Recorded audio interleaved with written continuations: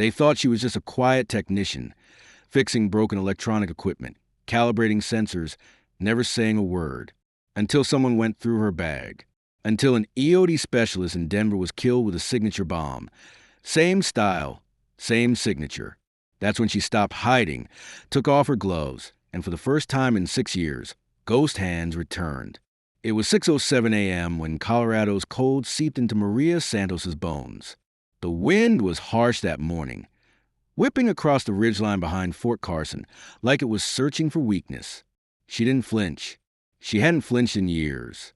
She stood alone near the far edge of the firing range, adjusting the sensor calibration device with a gloved hand. Behind her, the instructors laughed over coffee. They barely noticed her. The civilian contractor with the tool belt, the quiet woman who patched electronic equipment, fixed sensors, and never said a damn word unless asked. To most of them, she was still just Tech Girl. That name came from Brad Coleman, a hotshot lieutenant born with a tan, and a trust fund who fancied himself the next Chris Kyle. He'd been mocking her all week.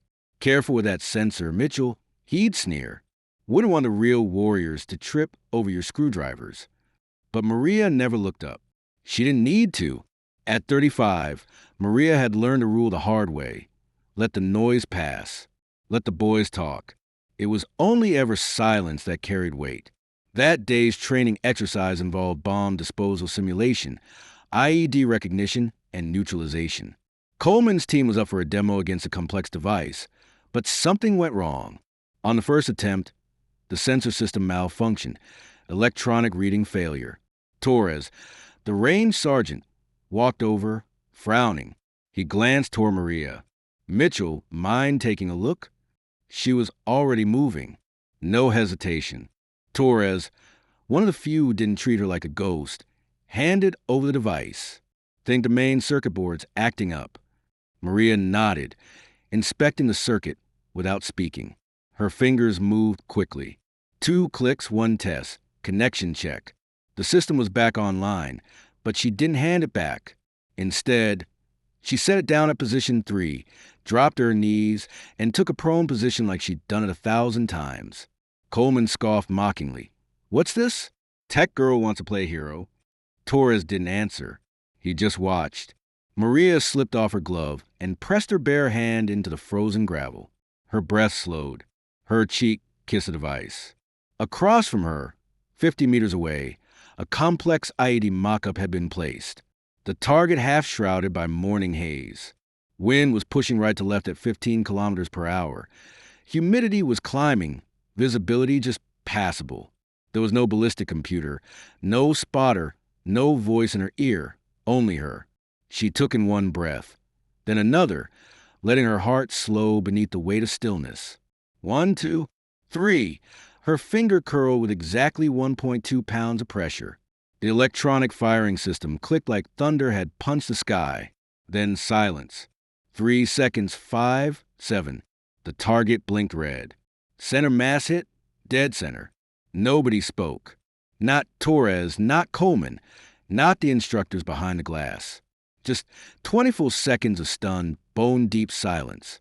Then Torres, eyes wide, murmured under his breath, "Jesus Christ, that's legendary." Maria stood slowly, dusted her hands, and walked back toward the tech station without a word. Coleman's mouth hung open. One of the junior cadets stammered something about luck, but no one echoed him.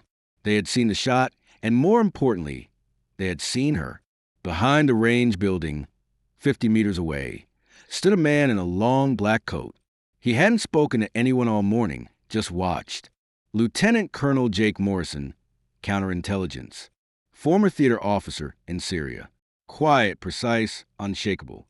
He rarely visited the range, but today he was there for a reason. And when Maria lifted her arm to adjust the strap on her shoulder, the bunched fabric of her sleeve rolled slightly, revealing the faint edge of black ink tattoo along her forearm. An eagle, wings extended among bomb fragments. Morrison didn't blink. He whispered the name as if it hurt to say, "Ghost Hands." At 1:45 a.m., Fort Carson was asleep. Snow tapped gently against the steel siding. The temperature had dropped below -5, and the moon was a dim smear behind low clouds. But Maria Santos was awake. She sat cross-legged on the roof of the old water tower, 800 meters from the empty range. Her scope was locked onto a single patch of gravel near the control shed, the one with the broken floodlight. She had aligned it precisely with a door that hadn't creaked open in 3 years. She didn't need to see the man. She knew he would come. And when he did, stepping lightly through snow, she had already clocked the shape of his shoulders and the pattern of his gait. Left foot slightly heavier. Combat limp. Recent. Lieutenant Colonel Jake Morrison. Maria tapped the side of her headset, activating a whisper channel. "You're 72 hours late, Colonel," she said evenly. "Question is, what is a ghost like you wanted a tech girl?" He stopped, looked up at the dark water tower, smiled faintly. "You always were impossible to sneak up on." "No," she replied. "You were just predictable." Morrison didn't bother arguing. He simply pulled out a small folder from inside his coat and held it up. Even from 800 meters, Maria recognized the seal. A red eagle, no markings, no label, top clearance. "Let's talk," he said. They met in the generator room behind the comm shed. Maria had already checked it 3 times for hidden mics, laid chalk dust across the floorboards to mark any new footprints, and tied a hair across the latch in case someone entered before her. Morrison walked in unarmed, but Maria's M24 rested against the wall within reach. He sat quiet, measured. "You knew, didn't you?" he asked finally. Maria didn't answer. "You knew I'd come after that shot." Still nothing. He set the file down, slowly slid it across the metal table. Inside, grainy photographs, target profiles, bomb signatures. Maria flipped through them without reacting. Page 7 stopped her hand cold. "Marcus Chun," Morrison said. "Ghost Hands team member. Dead 4 days ago. Denver, hit with a custom IED. Single explosion while walking down a corridor." Maria didn't blink. 7 quarters placed on his chest, neatly stacked.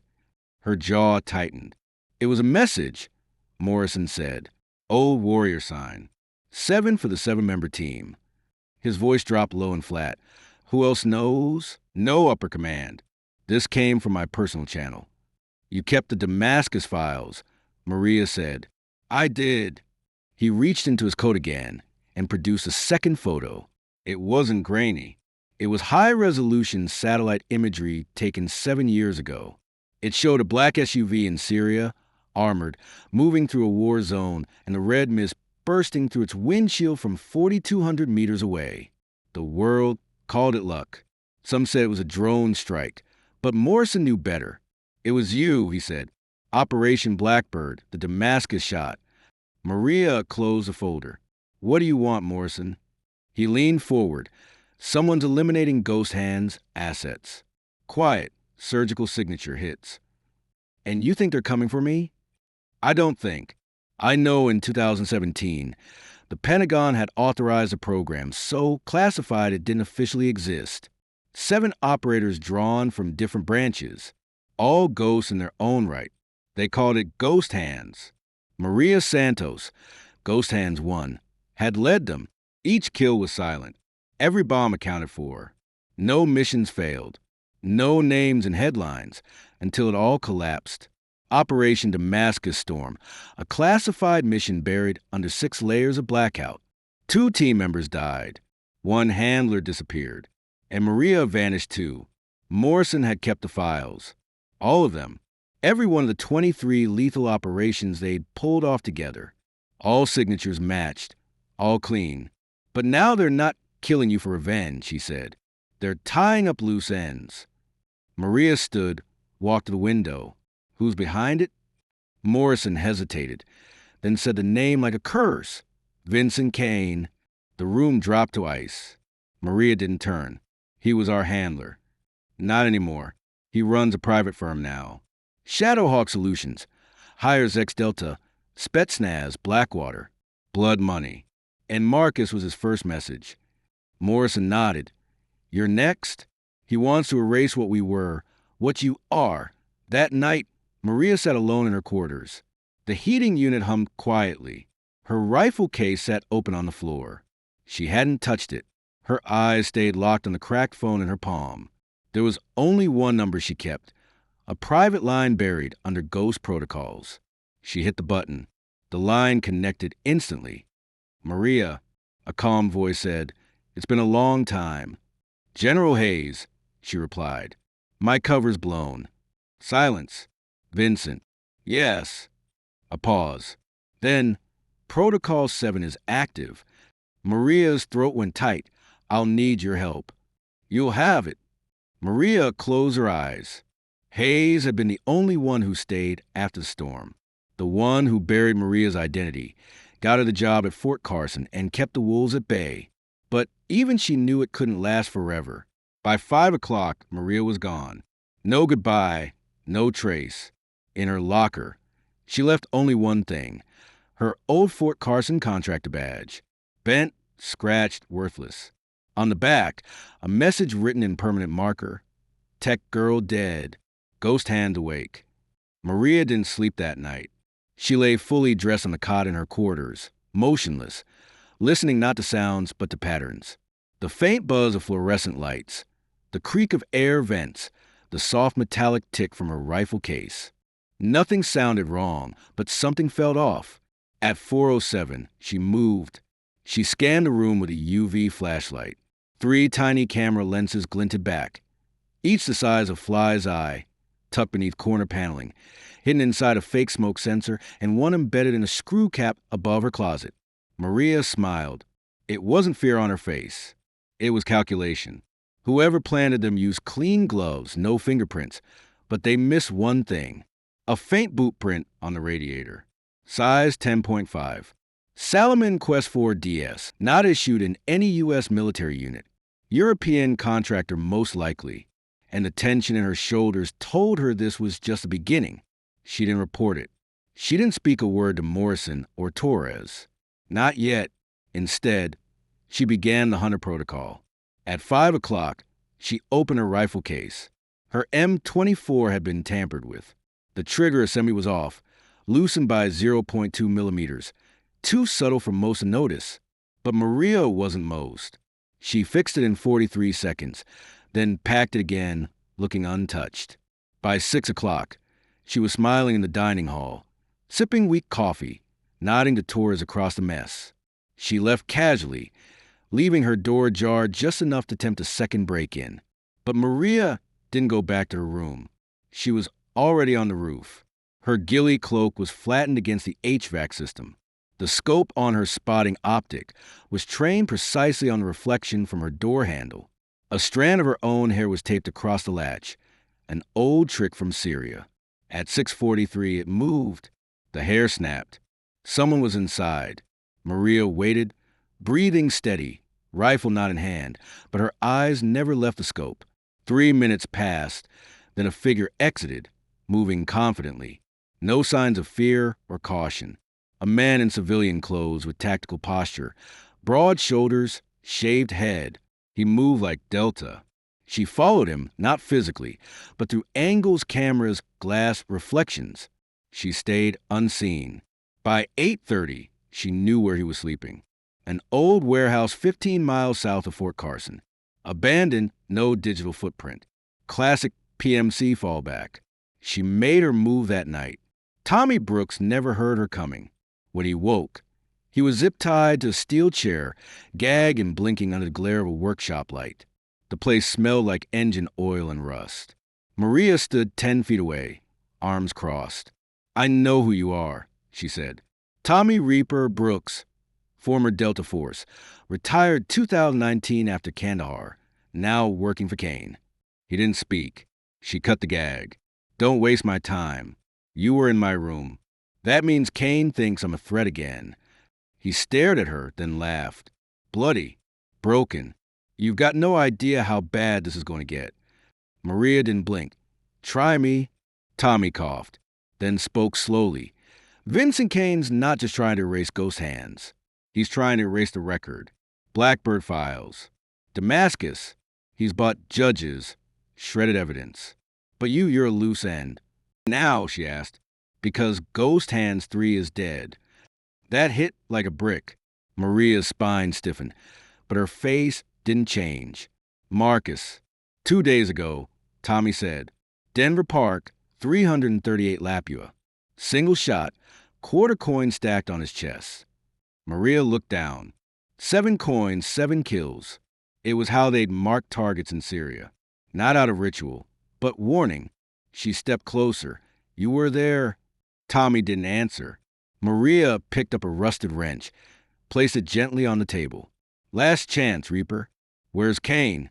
He broke Idaho, but he's not alone. Shadowhawk has over a dozen operators on U.S. soil. Contractors. No fingerprints, no oversight, and they've got your name. Maria nodded, then walked behind him. He flinched, but instead of pain, he heard duct tape unrolling. She taped his mouth shut again, not to torture him, but because she was done talking. He barely lived. Maria called an anonymous tip to Morrison, then vanished. She had names now, coordinates, a new kill list. 12 operatives, Kane at the top, and she had scores to settle. The next 72 hours moved like war. Danny Martinez, former Navy intel, now Shadowhawk sniper, died first. He never saw the 300 Win mag round that pierced his windshield at 1,800 meters. Kyle Jensen, demolitions expert, checked into a hotel in Boulder at 3:14 a.m. His door exploded. C4 rigged to the hinge. Clean, efficient Maria signature. Alex Thompson, hand-to-hand specialist, was harder. He caught her trail near Grand Junction. What followed was 7 minutes of brutal combat in a deserted alley. She left with a dislocated shoulder. He left in a body bag. Each time she left something behind. A photograph of the body. A message in red ink. 6 years late. But I keep my promises. GH1. Back at Fort Carson, Morrison stared at the images in his office. Torres stood silently at the window. She's gone rogue, Morrison said, but there was no judgment in his voice. Torres finally turned. No, sir. She's doing what they trained her to do and what we couldn't. That night, Maria sat alone in a trailer outside Cheyenne, tuning her scope under a blood-red moon. The names etched in her notebook were nearly complete. Only 5 left. And then Kane. He was the one who left them to die in Syria, who fed them intel that turned out to be traps, who cashed in their missions for politics and power. And now he was scrubbing the world of his sins by erasing the only people who remembered. Maria wasn't just fighting to survive. She was hunting for justice. And for the first time in 6 years, she didn't feel like a ghost anymore. She felt alive and deadly and finally ready to finish what they started. The storm hit just after midnight. Wind screamed across the Colorado Range, cutting sideways through the pine ridges like invisible blades. In the silence between gusts, Maria could hear them moving. 20 mercenaries spread out across 4 elevations, sweeping the mountains for one woman. Not just any woman. A sniper they thought they could outgun. A ghost they tried and failed to bury. Vincent Kane had gone all in. 20 elite contractors flown in under the guise of joint training. Their IDs checked out, but their mission was darker than black. Eliminate Ghost Hands 1. Erase the last living tie to Damascus before the world caught wind of what Kane had done there. Maria crouched on a ridge above Timberline Pass, wrapped in snow camo, rifle tight to her chest. Her breath barely fogged the frigid air. She'd become so still, even the snow had stopped settling on her. A quiet click came through her earpiece. Tower secure. Morrison's voice crackled. I've tapped their comms. They think you're alone. Maria smirked. She liked it better that way. 50 yards below, Torres adjusted his scope, eyes scanning west. He'd volunteered without hesitation. I've seen what you can do, ma'am, he'd said earlier that night. Count me in. She hadn't asked him to come, but she hadn't stopped him either. People like Torres knew the weight of silence and the price of trust. Then came the sound she'd been waiting for. 2 short static bursts on the shared Shadowhawk frequency. They've reached the ravine, Morrison confirmed. Split team, 5 flanking west, 8 to the north. Maria didn't reply. She was already gone. She moved like vapor. Low crawl through snowpack, boots wrapped in sound-dampening mesh. Every breath measured, every step memorized. This was her element, not behind a desk. Not in briefing rooms, but here beneath clouded stars, behind enemy lines, Rifle press against heartbeat. The first kill came fast. One of Kane's men paused to light a cigarette. A mistake that lasted 2.3 seconds. Maria's bullet caught him square through the orbital socket. No sound, no scream, just a thud in snow and the ember of his cigarette winking out. Torres whistled low through the mic. Jesus, she didn't answer. She didn't have to. By 1:43 a.m., from more were down, each from a different angle, different elevation. None had time to fire back. Kane was starting to panic. Through intercepted comms, Morrison fed her intel live. He's yelling now, asking why nobody's responded. Maria shifted position again, this time to higher ground. She waited near a rock outcrop, wind slicing through her gloves. Visibility 200 m. Temp minus 20 degrees. Wind 45 kilometers per hour. Perfect. Next came the ricochet shot. Target was behind a slab of granite shielding his vitals. But Maria didn't need a direct line. She calculated bounce angle, adjusted 1 mil left, fired. The round skipped off a frozen ledge and struck the man clean in the throat. He never saw it coming, but Kane heard the scream over radio. He changed tactics. Pull back, regroup at fallback point, he ordered. He thought he could reset the board. He didn't know the board was already hers. Maria exhaled, 16 left, and I'm just getting started. An hour later, they tried to smoke her out. Launched flares, fired blindly into trees. One operative even tossed a thermal drone into the sky. She downed it with a single shot midair. Moving target 900 m. No second try needed. That was the turning point. Kane realized what he was up against. He issued a new order. Target change. Bring me General Hayes. Use her as leverage. Maria froze when she heard it. Then her eyes narrowed. It was a coward's move, but a predictable one. Kane had always used people to shield himself. Minutes later, Morrison broke in again. They've got Hayes, escorting her into the old NORAD base. Cheyenne Mountain, the abandoned bunker. She knew the layout by heart. Maria didn't speak. She was already running. Inside Cheyenne, Kane's men dragged Hayes into a dim corridor, cuffs on her wrists. But the general wasn't afraid. She'd expected this. As Kane stood gloating, his locked eyes with a small security camera, one she knew Maria would access. She shifted her weight slightly, then blinked once left, twice right. Morse code. Maria decoded it instantly. Level 3, South Corridor. No guards at ventilation shaft. That was all she needed. By 4 o'clock, she was on the ridge above Cheyenne South entrance. Morrison uploaded the layout to her HUD. Torres stood watch outside, rifle raised. Ghost hands. Hayes said quietly into her conceal mic, "If you're hearing this, make it count." Maria set up her shot. The angle was insane. Distance, for 1,847 meters. Wind shifting layers. 3 gradients. Elevation change. 1,200 feet temperature from minus 20 degrees Celsius to plus 15 degrees Celsius along flight path. But she wasn't afraid. She was focused. Her custom 50 BMG rifle was chambered, tuned, hand-balanced. The round, hand-loaded 800-grain tungsten core, optimized for maximum penetration. She ran her mental math again. Wind drift, spin drift, Coriolis. Temp lapse, mirage factor. Every factor, every digit. Locked in her brain like muscle memory. Torres radioed, voice tense. 10-second window. Kane just stepped into line of sight. Now or never. Maria held her breath, lowered her pulse. Heart rate dropped from 76 to 42 BPM. Everything around her vanished. She squeezed the trigger. Recoil snapped against her shoulder. Muzzle flash-lit the rocks. Bullet tore through sky at 3,000 feet per second. Time slowed. 6.8 seconds felt like a lifetime. Maria never blinked. Inside the bunker, Kane raised his voice. "There's no way she can make that edge."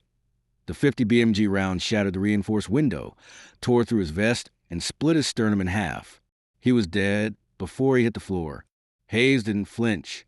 She looked up at the camera and whispered, "Target down, ghost hands won. You just made history." Back on the ridge, Maria exhaled. Her breath fogged the air. One final ghost in the mountain. Torres laughed softly over comms. For 1,847 meters. That's a damn record. But Maria wasn't smiling. She was staring at the sky, at the silence that followed, at the life that used to be hers, and the war that had never truly ended. Within 48 hours, Shadowhawk Solutions collapsed like wet paper. Interpol raided their Swiss accounts. Remaining operatives either fled the country or surrendered outright. The Pentagon released a statement. During a multinational training exercise, a rogue element was neutralized by coalition forces. No one mentioned Ghost Hands 1. No one needed to. 3 days later, Maria walked back through the gates of Fort Carson. No escort, no celebration. Just a civilian contractor with snow in her boots and blood behind her eyes. But the base had changed. Or maybe it was how they looked at her now. She wasn't the tech girl anymore. No one said a word when she passed. Coleman saw her walking toward the range. He didn't speak. He just stood, locked heels, and saluted. Maria gave a small nod, didn't break stride. Respect in her world was never loud. At the armory, she unlocked her usual lane. No special treatment, no fanfare. She set up 3 steel targets, 200, 300, and 500 meters. She didn't need to prove anything, but sometimes old ghosts needed closure. She loaded 3 rounds. First shot center mass. Second clean hit, slightly left. Third dead center through the previous hole. Behind her, a small group of trainees had gathered. No whispers, no laughter, only silence. The kind that came from awe, not fear. Torres stepped forward, arms crossed, a grin tugging at his lips. "Ma'am," he said quietly, "I've never seen shooting like that. You're not human." Maria didn't look away from the targets. "I'm exactly what I was trained to be," she said, then slung the rifle over her shoulder and started walking. Snow crunched beneath her boots. The mountains rose ahead. Hayes watched from the upper platform, hidden behind tinted glass. Morrison stood beside her, arms folded, eyes thoughtful. "She's back," Hayes said simply. Morrison nodded. "No, she never left." Below them, Maria's silhouette grew smaller in the snow. She didn't need an audience. She never had. She wore her tattoo uncovered now. The black eagle wings extended. 7 feathers etched like scars among bomb fragments. Once it was a secret, now it was a warning. Each feather no longer marked death. Now they stood for the lives she'd saved, for surviving Ghost Hands members. 3 allies on this mission. 7 reminders that not all shadows destroy. Some protect. That night, Maria sat alone in the barracks back lot, watching the stars. She held a photograph, faded and torn, of her old team. Marcus, Jenna, Reed, Tyler. Hayes in the corner, unsmiling. She didn't cry. She never cried, but she sat a long time, thumb tracing each face. Then slowly she slid the photo into the rifle stock, a place of rest, of purpose, of memory. The next morning, training resumed. Maria stood at the far end of the range, instructing 3 new candidates. One of them asked nervously, "Ma'am, what's the first thing a bomb specialist learns?" She thought for a moment, then spoke softly. "You wait longer than they expect. You move faster than they can blink." They wrote it down. She smiled slightly, and the next legend began. Far away, in a sealed room in Langley, an analyst reviewed a classified file. Ghost Hands protocol reactivated. Below it, one line in red ink. Asset status, operational. But Maria didn't know that. Or maybe she did and just didn't care. Some stories don't end with medals or headlines. They end with a rifle, a silent oath, and a horizon worth walking toward. As she stepped off the range, a gust of wind carried a whisper across the snow. Not words, just a sound of closure, of something finally finished. Camera pans wide. Maria walks alone toward the mountains, rifle slung across her back. Her silhouette cuts through the white, a single mark on a vast canvas. Voiceover fades and some legends are born, others are forged in fire, and some are both. Cut to black. Silence.